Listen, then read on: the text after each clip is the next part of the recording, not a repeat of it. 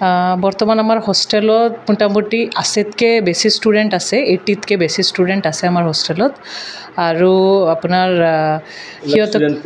আমাৰ ডিষ্ট্ৰিক্টতো আছে আৰু বাহিৰৰো ষ্টুডেণ্ট আছে বেলেগ ডিষ্ট্ৰিক্টৰো ষ্টুডেণ্ট আছে মোটামুটি আমি সিহঁতৰ ইভিনিং ক্লাছবিলাকো আমি অলপ চোৱা যায় কি বাচ্চাবিলাকে কি কৰিছে অসমৰ বাহিৰৰ ষ্টুডেণ্টো আছে তো যেনেকুৱা কেতিয়াবা এক্সট্ৰা ক্লাছেছবিলাকো লাগে বা আমি সেইটোও চাওঁ কি বাচ্চাবিলাকৰ ক'ত প্ৰব্লেম আছে সেইখিনি চাই আমি চেষ্টা কৰোঁ ট্ৰাই কৰোঁ আমাৰ ৰেচিডেঞ্চিয়েল টিচাৰবিলাকেও গুৰুত্ব দিয়ে তাতে তো তেনেকুৱা মানে সিহঁতেও চায় ক'ৰবাত কিবা ৰৈ গৈছে সেইখিনি বস্তু সিহঁতে অলপ ঠিক ঠাক কৰি মোটামুটি এতিয়া 900+ হৈ গৈছে আমাৰ ষ্টুডেণ্ট আমাৰ যিহেতু নতুনে 2017 এইটো এষ্টাব্লিছ হৈছে আপোনাৰ আৰু এই বছৰ যে আমাৰ টপ ষ্টুডেণ্ট কৰিছে ক্লাছ 12ৰ পৰা তাৰ নাম হ'ল অংকিতা মণ্ডল তাই পাইছে 94.2%। এতিয়া তাই জেই মেইনছৰ 2 ভাগতে পৰীক্ষা হয় প্ৰথম পৰীক্ষাত তাই অলৰেডি কাট অফটো ক্লিয়াৰ কৰিছে এতিয়া তাই মষ্ট প্ৰবেবলি NIT পোৱাৰ এটা চান্সেছ আছে তাৰ নেশ্যনেল ইনষ্টিটিউট অফ টেকন'লজিত এডমিশ্যন পোৱাৰ চান্সেছ এটা আছে আৰু ছেকেণ্ড যিটো টপ কৰিছে আমাৰ তেজাছ প্ৰতিমে সি এতিয়া সিও জেই মেইনছ দিছে পৰীক্ষাটো কিন্তু তাৰ মেথছটো নাছিলে তথাপিও সি মানে দি চাইছে তাতেও সি মোটামুটি 93% পাইছে আৰু ইতিমধ্যে এতিয়া নিট পৰীক্ষাটো হৈছে যিটো মেডিকেল এণ্ট্ৰেঞ্চটো হয় সেই পৰীক্ষাটো সি মানে মোটামুটি ভাল কৈছে তাতেও এটা হোৱাৰ চান্সেছটো আমি ভাবি আছোঁ আৰু আমি তাতে পজিটিভলি এটা ভাবি আছোঁ তাতেও এটা ভাল ৰিজাল্ট হ'ব বুলি আমি আশা কৰিছোঁ আৰু নমস্কাৰ আমাৰ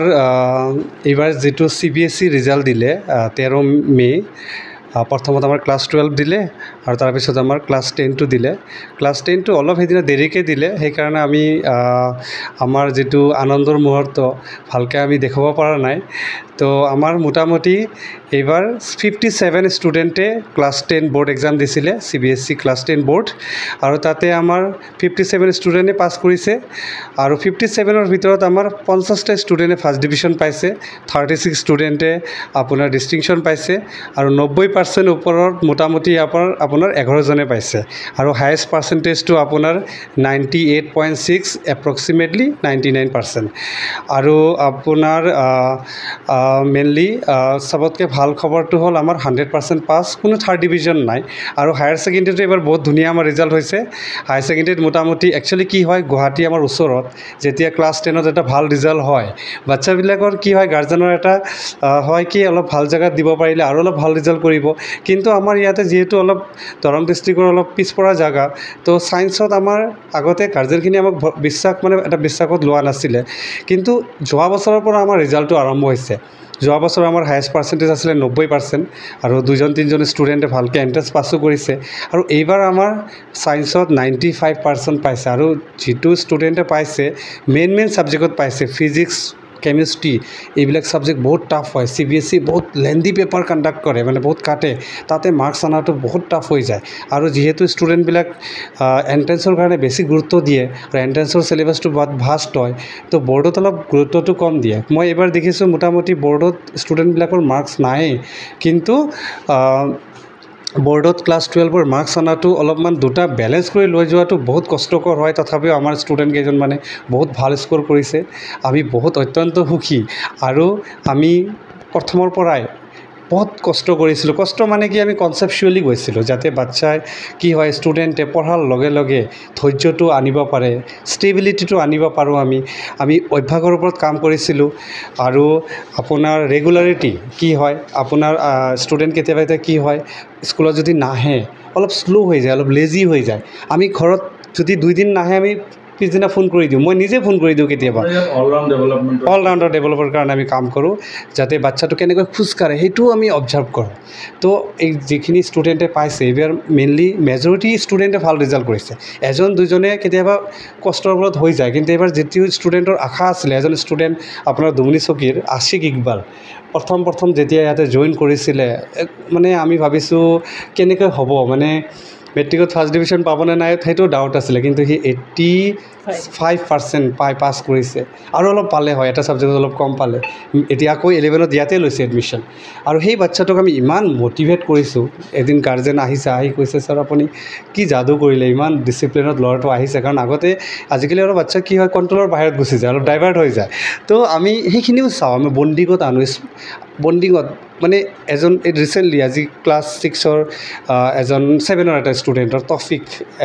এই ৰঙামাটি এইটো ছাইডৰ তেওঁলোকৰ গাৰ্জেন আহিছে আহি কৈছে ছাৰ আজিকালি সি অলপ পঢ়া আৰম্ভ কৰিছে এই ৰিজাল্টৰ পিছত আৰু অলপ পঢ়া আৰম্ভ কৰিছে আগতে একদম গুৰুত্ব নাছিলে তো কি হয় আপোনাৰ বাচ্চাবিলাকৰ যেতিয়া আমি চাওঁ কি অলপমান কিয় হোমৱৰ্ক কৰি নানে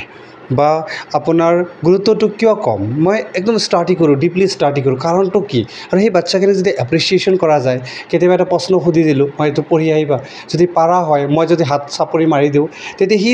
পিছৰ দিন আৰু উত্তৰ দিবৰ কাৰণে ৰেডি হৈ যায় কিছুমান আমি মেথড এপ্লাই কৰোঁ যিটোৰ কাৰণে বাচ্চাবিলাক চিৰিয়াছ কৰাৰ কাৰণে তো মই যোৱা বছৰ আমাৰ এটা ভাল ৰিজাল্ট হৈছিলে কিন্তু 12ৰ ৰিজাল্টটো মই সন্তুষ্ট পোৱা নাছিলোঁ তো এইবছৰ আমি প্ৰথমৰ পৰাই আমাৰ শিক্ষক শিক্ষয়িত্ৰী আমি কণ্টিনিউৱাছলি লাগি আছিলোঁ কণ্টিনিউৱাছলি যাৰ কাৰণে আজি এটা ৰিজাল্ট হৈছে আৰু অহা বছৰ আমি আৰু চেষ্টা কৰিম কিয় কাৰণে যিখিনি আমি ভাল ৰিজাল্ট আমি যিটো এনাৰ্জি পাইছোঁ আমি অত্যন্ত সুখী হৈছোঁ gurukul group of educational wing এই অনুষ্ঠানখন একেবাৰে নতুন আৰু দৰং জিলাৰ মানচিত্ৰত এখন আগশাৰীৰ শিক্ষানুষ্ঠান হিচাপে তেওঁলোকে প্ৰতিষ্ঠা লাভ কৰিছে আৰু অতি সংগ্ৰাম কৰি ষ্ট্ৰাগল কৰি দুৰ্লভ চৰকাৰে এই অনুষ্ঠানখন পাতিছে জীৱনটোৱে তেওঁ সংগ্ৰাম আমি সেইকাৰণে তেওঁৰ প্ৰতি আমি নজৰ ৰাখোঁ মাজে মাজে আমি ইয়ালৈ আহোঁ ইয়াৰ সভা সমিতিবিলাকত ভাগ লওঁ তেওঁলোক দুয়ো দম্পতীয়ে যেনেকৈ একেবাৰে সকলো ক্ষেত্ৰত ছাত্ৰ ছাত্ৰীসকলক যত্ন লয় তেওঁলোকৰ নিৰীক্ষণত ৰাখে তেওঁলোকৰ কথা বাৰ্তা তেওঁলোকৰ সাজ পোছাক তেওঁলোকৰ আচবাব কেনেকৈ খোজকাঢ়ে সকলোত নজৰ ৰাখে আৰু আটাইতকৈ এইবাৰ ভাল লাগিছে যে এজন ছাত্ৰই অসমীয়াত 100ৰ ভিতৰত 100 পাইছে আৰু এইটো তেওঁলোকৰ উদগনিৰ ফলত হৈছে তেওঁলোকে আমাৰ ইংৰাজী বা হিন্দীৰ লগতে অসমীয়া ভাষাটোৰ অগ্ৰগতিৰ কাৰণে তেওঁ চেষ্টা কৰিছে আৰু যথেষ্ট সংখ্যক ছাত্ৰ ছাত্ৰী ইয়ালৈ আহিছে দুখীয়া ছাত্ৰ ছাত্ৰী আহি একেবাৰে কেঁচা ধৰণৰ ছাত্ৰ ছাত্ৰী আহিও ইয়াত তেওঁলোকৰ যত্নৰ ফলত তেওঁলোকে সন্তোষজনক ফলাফল লাভ কৰিবলৈ সক্ষম হৈছে আমি আশাবাদী আগলৈও তেওঁলোকৰ এই যাত্ৰা অব্যাহত থাকিব আৰু আমাৰ জিলাখনৰ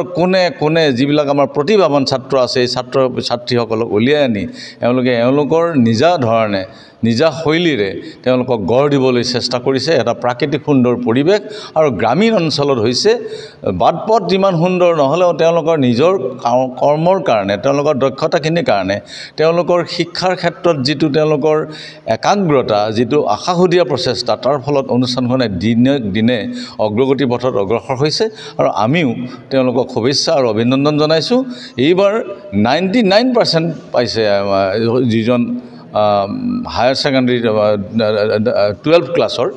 ৰিজাল্টত আমি এনেকুৱা ভাল হয় যে 100% পাবলৈ গৈছে মোটামুটি 96.66 গতিকে প্ৰায় 99 গতিকে এনেধৰণৰ এটা আশাপ্ৰদ ফলাফলত পাই আমি অতি আনন্দিত হৈছোঁ আৰু আগলৈ তেওঁলোকৰ এই যাত্ৰা অব্যাহত থাকক আৰু এওঁলোকৰ আদৰ্শ অন্যান্য শিক্ষানুষ্ঠানসমূহৰ লগ ধন্যবাদ